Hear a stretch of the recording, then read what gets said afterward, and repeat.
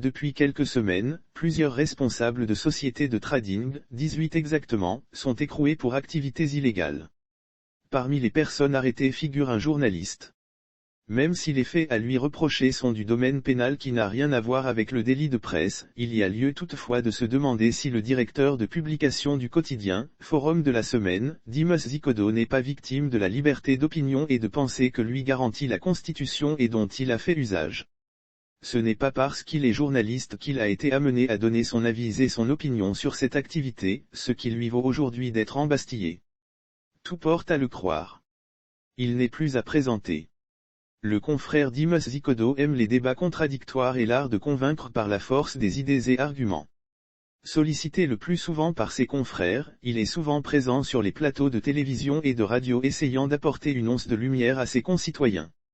Son talent d'orateur et de persuasion a certainement milité en sa faveur lorsqu'il a été approché par les responsables de la Société Global Trade Corporation, GTC, une de la vingtaine des associations déclarées illégales par les autorités, société dirigée par le jeune Guylain Ewaga, en cavale.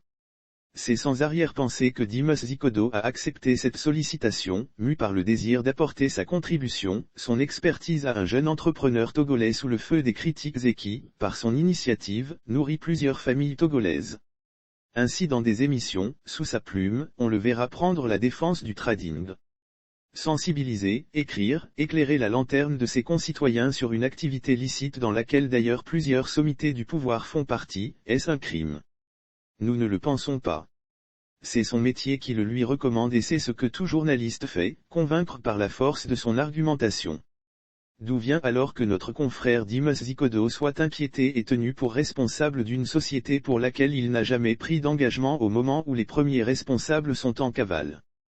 C'est en cela qu'il faut comprendre la sortie de la section togolaise de l'Union de la presse francophone, UPF Togo, qui, dans un communiqué en date du 10 octobre 2021, demandait la libération provisoire de Dimos Zikodo, directeur de publication du journal, Forum de la Semaine, car l'intéressé n'a rien à faire là-bas. Sa place n'est pas là-bas mais parmi ses confrères. Il est évident que dans le cadre de son activité professionnelle, Dimos Zikodo fait face à plusieurs inimitiés, ceci dû à ses prises de position qui souvent ne peuvent pas plaire à tout le monde.